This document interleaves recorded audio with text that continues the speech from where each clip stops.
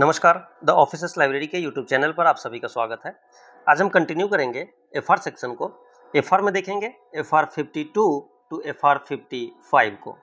ये आपके लिए इम्पॉर्टेंट है एग्जाम पर्पज से भी और नॉलेज पर्पज से भी, क्योंकि यहाँ हम देखेंगे आज कुछ डिसमिसल से रिलेटेड। यदि सर्विस से डिसमिसल किसी का होता है, सस्पेंशन होता है या फिर रिमूवल फ्रॉम सर्विस होता है, तो इस केस में क्या प्रावधान किए गए हैं वो देखते हैं सेंट्रल गवर्नमेंट के एम्प्लॉयज़ के लिए। सबसे पहला है एफआर 52। एफआर 52 कहता है पे आफ्टर डिसमिसल एंड रिमूवल। यदि डिसमिसल या रिमूवल हो जाता है, इसके बाद पे का क्या होगा? Pay and allowances cease for government servant from the date of dismissal और रिमूवल, यानी डेट ऑफ डिसमिसल या रिमूवल फ्रॉम सर्विस से उसके पेमेंट और अलाउंसेज होंगे वो सीज किए जाएंगे। एफआर 52 कहता है। बट नेक्स्ट 53 क्या कहता है? पे ड्यूरिंग सस्पेंशन। अब सस्पेंशन के केस में पे का क्या होगा? सस्पेंडेड एम्प्लॉयज के लिए क्या है? सब्सिस्टेंस अलाउंसेज, दैट मीन्स कि सैलरी पेएबल नहीं होगा। सब्सिस्टेंस अलाउंसेज में क्या आएंगे? तो हाफ लीव सैलरी दिए जाएंगे प्लस डियरनेस अलाउंसेज यानी डीए, एचपीएल के टाइप का half leave salary plus DA होगा, ये उससे प्रदान किया जाएगा। नेक्स्ट आफ्टर 3 मंथ क्या होगा? 3 मंथ बाद उसे रिव्यू किया जाता है। इंक्रीज और डिक्रीज के केस में अलाउंसेज बाई अप टू 50%, यानी 50% तक उसके अलाउंसेज बढ़ाए या घटाए जा सकते हैं। बट किस बेस पर होगा? तो बेस्ड ऑन फॉल्ट, उसके गलती के बेस पर। कंपेंसेटरी अलाउंसेज का क्या होगा? Continue if applicable.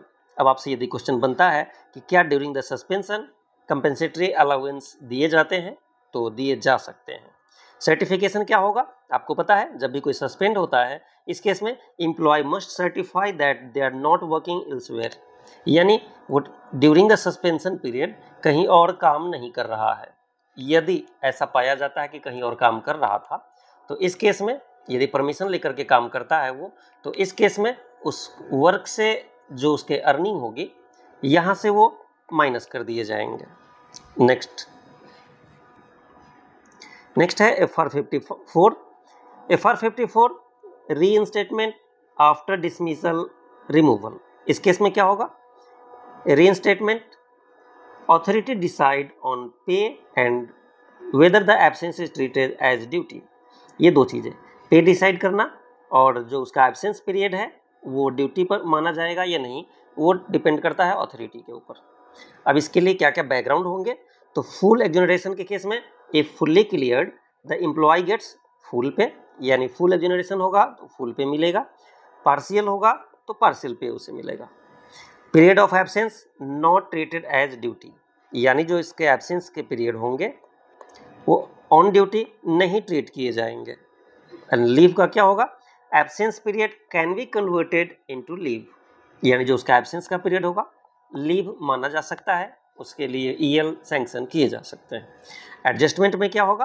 Payment adjusted against earning from other jobs during the period, जो कि हमने पहले बात किया कि यदि उसने during the suspension period, dismissal period, यदि वो कहीं काम किया है, उससे अर्निंग हुई है, उसे पेमेंट से एडजस्ट कर दिए जाएंगे।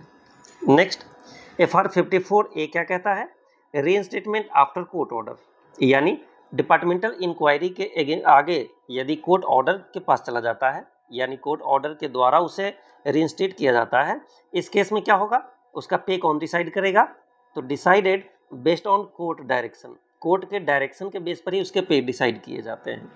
यहाँ भी दो कंडीशन है, नॉन एक्सोनरेटेड पार्शियल पे एंड एक्सोनरेटेड ऑन मेरिट्स फुल पे। एम्प्लॉयमेंट एडजस्टमेंट जो हमने पीछे बात किया कि एनी पेमेंट इज एडजस्टेड, यदि उसे कुछ एम्प्लॉयमेंट की वजह से उसने कुछ अर्न किए हैं, वो पेमेंट एडजस्ट किए जाएंगे। नेक्स्ट 54B क्या कहता है? सस्पेंशन रीइंस्टेटमेंट। रीइंस्टेटमेंट में क्या होगा? Authority decide on pay and duty, हमने पीछे भी देखा था। डेथ ड्यूरिंग सस्पेंशन, ये इंपॉर्टेंट क्वेश्चन है कि यदि उसके प्रोसीजर पूरा कंप्लीट हुए, सस्पेंशन के पीरियड का जो उसका इन्वेस्टिगेशन किया जाएगा, यदि वो सारे प्रोसीजर कंप्लीट होने से पहले यदि किसी एम्प्लॉय की डेथ हो जाती है, इस केस में क्या होगा? फैमिली गेट्स फुल पे फॉर द सस्पेंशन पीरियड, यानी सस्पेंशन पीरियड जितना भी होगा उसका फुल पे उसके फैमिली को मिलेगा। अनजस्टिफाइड सस्पेंशन में क्या होगा, employ gets full pay. Leave का क्या होगा कि suspension can be converted into leave. तो ये था हमारा 54B सस्पेंशन रीइंस्टेटमेंट। नेक्स्ट और लास्ट इस चैप्टर का FR 55 कहता है leave may not be granted to a government servant under suspension. अब ये क्वेश्चन होता है कितने लोगों का कि क्या ड्यूरिंग द सस्पेंशन कोई लीव ग्रांट किए जा सकते हैं, तो नो, यानी leave can not be granted during the suspension period. अब हम लोग देख लेते हैं कुछ MCQ।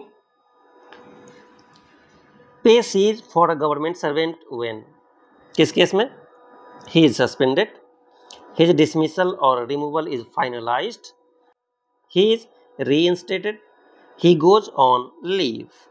क्या होगा इसका right answer, option B is the right answer.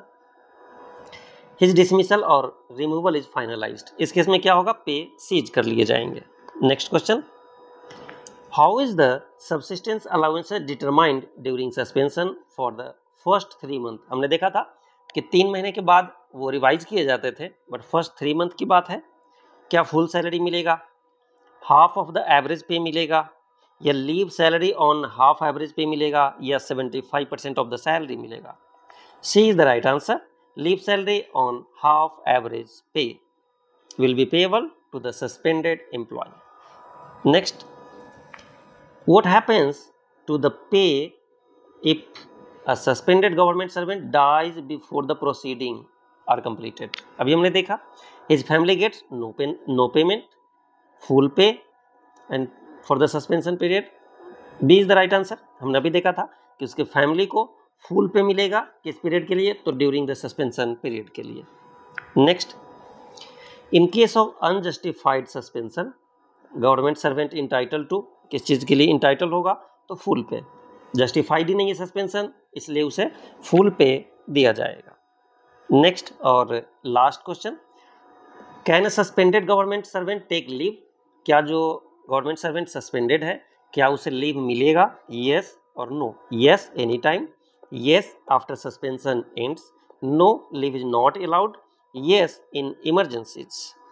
C is the right answer, no leave is not allowed during the suspension period। Thank you, फिर मिलेंगे आपसे FR के अगले वीडियो में।